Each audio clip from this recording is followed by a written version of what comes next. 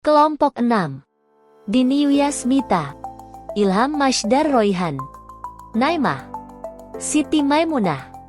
Pada kesempatan kali ini, kita akan membahas topik yang sangat krusial dalam dunia bisnis dan organisasi modern, yaitu iklim etika dan organisasi berintegritas. Kita akan mengupas bagaimana membangun budaya organisasi yang tidak hanya sukses secara finansial, tetapi juga kuat secara etika dan integritas. Salah satu elemen penting adalah kepemimpinan yang berintegritas. Pemimpin yang berintegritas menjadi teladan dan menciptakan lingkungan kerja yang positif. Selain itu, organisasi harus memiliki kebijakan dan prosedur yang jelas mengenai standar etika, serta mekanisme pelaporan pelanggaran etika yang aman dan anonim. Dengan langkah-langkah ini, organisasi dapat membangun budaya kerja yang mengutamakan etika dan integritas. Pernahkah Anda bertanya kenapa ada perusahaan yang begitu dipercaya dan yang lain justru sering bermasalah? Jawabannya ada pada iklim etika dan organisasi berintegritas. Iklim etika itu seperti udara yang Anda hirup di kantor. Apakah udaranya bersih, transparan, dan mendukung kejujuran? Atau malah terasa pengap, penuh intrik? Ini adalah persepsi karyawan tentang seberapa etis praktik dan prosedur di perusahaan. Contoh, di perusahaan yang iklim etikanya baik, karyawan didorong bertanya, apakah keputusan ini etis? Daripada, bagaimana cara cepatnya? Ketika iklim etika kuat, maka terbentuklah organisasi berintegritas. Ini berarti organisasi telah secara konsisten bertindak sesuai dengan nilai moral dan etika tinggi, baik internal maupun eksternal. Bukan hanya sekedar kata, tetapi tindakan. Dapat kita jadikan contoh, lihatlah Patagonia. Mereka tidak hanya menjual produk, tetapi komitmen mereka pada keberlanjutan dan praktik kerja yang adil dan juga sangat transparan.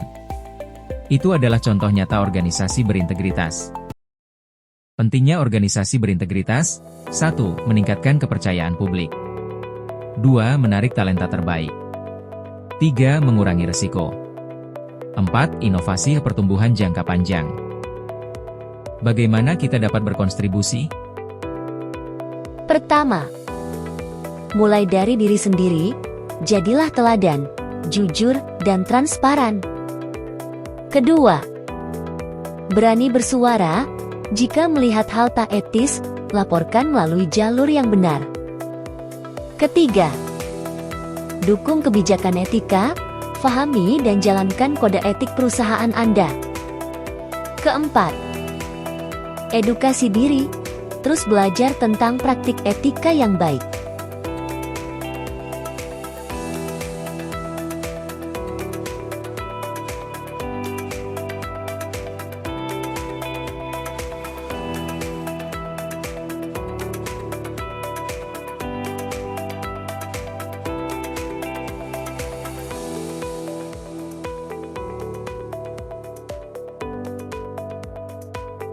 Malindadi menyalahgunakan wewenangnya sebagai Relationship Manager untuk membobol 37 rekening nasabah Citigold Citibank. Ia secara ilegal mentransfer dana dari rekening nasabah ke rekening pribadi atau pihak lain tanpa sepengetahuan dan izin nasabah. Total dana yang digelapkan mencapai puluhan miliar rupiah, sekitar 16,03 miliar rupiah. Dana hasil penggelapan tersebut kemudian dicuci oleh Malindadi dan suaminya, Andika Gumilang, dengan membeli aset-aset mewah seperti mobil sport dan jam tangan mahal. Beberapa teller Citibank diduga terlibat membantu Malindadi dalam proses transaksi tersebut.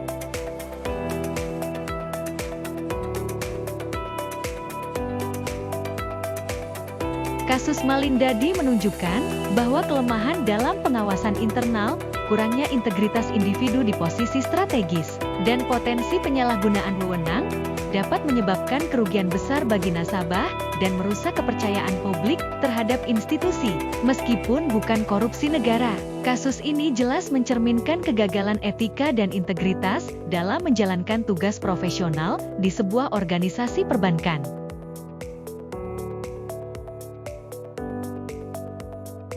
Membangun iklim etika dan organisasi berintegritas adalah investasi terbaik untuk masa depan yang lebih baik. Mari bersama-sama wujudkan lingkungan kerja yang sukses dan berintegritas. Terima kasih sudah menonton, jangan lupa like, komen, dan subscribe ya.